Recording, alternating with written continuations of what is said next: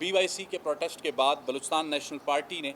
जो है एक कॉल दी लॉन्ग मार्च की, और लॉन्ग मार्च जो है वो वर्ड से क्वेटा की तरफ आया। और इस बात का भी जिक्र पहले प्रेस कॉन्फ्रेंस में हो चुका है कि इस लॉन्ग मार्च के क्वेटा पहुंचने की सूरत में कुछ सिक्योरिटी खदशात थे, जिनको तकवीत दी उन वाक़यात ने जो कि डबल रोड पर और लकपास पर हुए।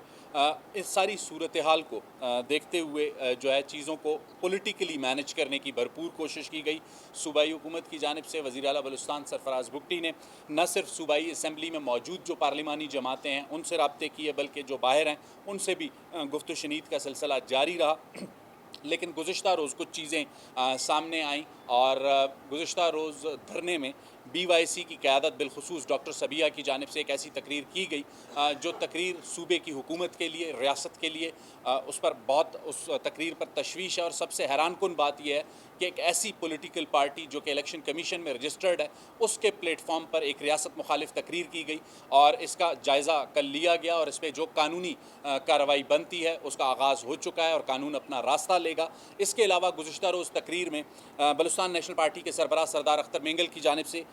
सूबाई हुकूमत के ख़िलाफ़ जो हर्जा सराई की गई, उसका जवाब देने का इख्तियार और सलाहियत सूबाई हुकूमत, वज़ीर आला बलूचिस्तान सरफराज भुट्टी, उनके कौम के लोग और उनके स्पोक्स पर्सन पूरी तरह रखते हैं। लेकिन वज़ीर आला बलूचिस्तान सरफराज भुट्टी की जानिब से पहले रोज़ से ये वाज़ेह हिदायत थी कि इस पॉलिटिकल प्रोसेस के दौरान कोई ऐसी बात ना की जाए जो उसे डीरेल करे या फिर जो उनकी पॉलिटिकल तरबियत है उस पर उसका कोई असर पड़े। तो इसलिए फ़िलहाल ये मौका नहीं है कि उन्हें इस बात का जवाब दिया जाए, लेकिन इसका इख्तियार बलूचिस्तान की हुकूमत, वज़ीर आला बलूचिस्तान बहैसियत तर्जुमान में उनके हम पूरी तरह रखते हैं। लेकिन अब भी हम जैसे कहते हैं वो रिस्ट्रेंट का मुजाहरा कर रहे हैं, उन्हें ये जवाब नहीं दे रहे, जिसकी वाज़ेह हिदायत हैं वज़ीर आला बलूचिस्तान सरफराज भुट्टी की जानिब से कि उनकी ये पॉलिटिकल तरबियत नहीं है कि बिलो द बेल्ट गुफ्तगू की जाए। इसके अलावा जो मुज़ाकरात का प्रोसेस था बलूचिस्तान नेशनल पार्टी के साथ, सरदार अख्तर मेंगल के साथ 2 दौर वज़रा की कमेटी ने किए। इससे अलावा वज़ीर आला बलूचिस्तान सरफराज भुट्टी ने डॉक्टर अब्दुल मालिक बलोच, जमीयत उलमा इस्लाम, अवामी नेशनल पार्टी, बलूचिस्तान अवामी पार्टी, जो भी इत्तेहादी हुकूमत में शामिल थे या अपोजिशन में मौजूद थे, उनके साथ एक पॉलिटिकल कंसेंसस डेवलप किया। और इस पॉलिटिकल कंसेंसस के नतीजे में जो वज़रा की मुज़ाकराती कमेटी, जिसे सरदार अख्तर मेंगल अपने दावे में कहते हैं कि बेख्तियार थी, उसे जो इख्तियार दिया, उस इख्तियार के तहत सरदार अख्तर मेंगल के 3 बड़े मुतालबात थे, जिनमें सबसे बड़ा मुतालबा BYC की क़यादत या डॉक्टर महारंग की रिहाई थी, जिस पर सूबाई हुकूमत का मौक़िफ़ वाज़ेह था कि अदालतें अगर उन्हें रिलीफ फराम करती हैं तो सूबाई हुकूमत को कोई एतराज़ नहीं होगा। दूसरा, उनका क्वेटा की तरफ मार्च का जो मुतालबा था, सूबाई हुकूमत ने उस पर उनसे डायलॉग किया, और डायलॉग के नतीजे में सूबाई हुकूमत ने पॉलिटिकल पार्टीज़ की मशावरत के साथ ये फ़ैसला किया कि शावानी स्टेडियम सरियाब रोड तक उन्हें आने की इजाज़त दी जाएगी, जिसे उन्होंने तस्लीम नहीं किया। वो इस बात पर बज़िद हैं कि उनका धरना रेड जोन में होगा, जिस मुतालबे को तस्लीम करने को हुकूमत तैयार नहीं है। हुकूमत का इस पर वाज़ेह मौक़िफ़ है कि बलूचिस्तान में किसी भी शहरी या सियासी जमात या गुरोह का पुरअमन एहतजाज हक है, लेकिन ये एहतजाज किस मकाम पर होगा, कितनी देर के लिए होगा, इसको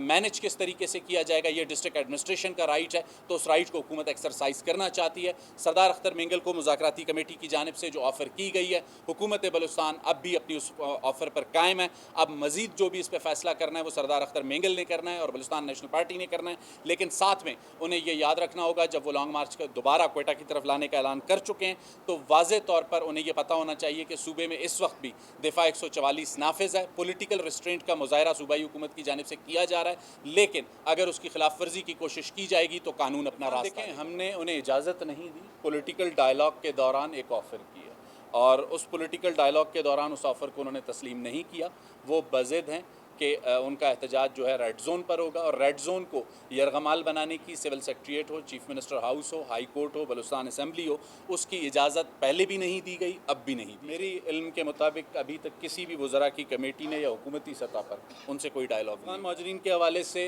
वफाकी हुकूमत का, वफाकी काबीना का जो फ़ैसला है उस पर मनवान अमल होगा। और इस वक्त गुज़श्ता रोज़ कुछ चीज़ें सामने आ रही थी, कुछ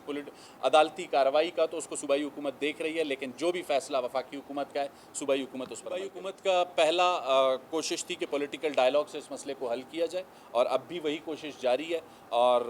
उम्मीद है कि पॉलिटिकल डायलॉग से ही ये मसला हल हो, लेकिन इसके लिए फ्लेक्सिबिलिटी दोनों तरफ को दिखानी होगी। हुकूमत ने अपनी फ्लेक्सिबिलिटी ज़ाहिर कर दी है, सरदार अख्तर मेंगल को शाहवानी स्टेडियम के लिए ऑफ़र कर दिया है, लेकिन अगर वो फ्लेक्सिबिलिटी के बजाय पॉलिटिकल ज़िद पर कायम रहेंगे तो फिर लाजमी सी बात है हुकूमत के पास भी और ऑप्शन। ये सवाल हमारे सामने भी मौजूद है और आपके सामने भी मौजूद है कि BYC क्या है, और इस सवाल का जवाब मीडिया को BYC से लेना चाहिए और BYC ख़ुद इसका जवाब बेहतर दे सकती है। हुकूमत इसके मुतालिक कोई फ़िलहाल राय नहीं देगी।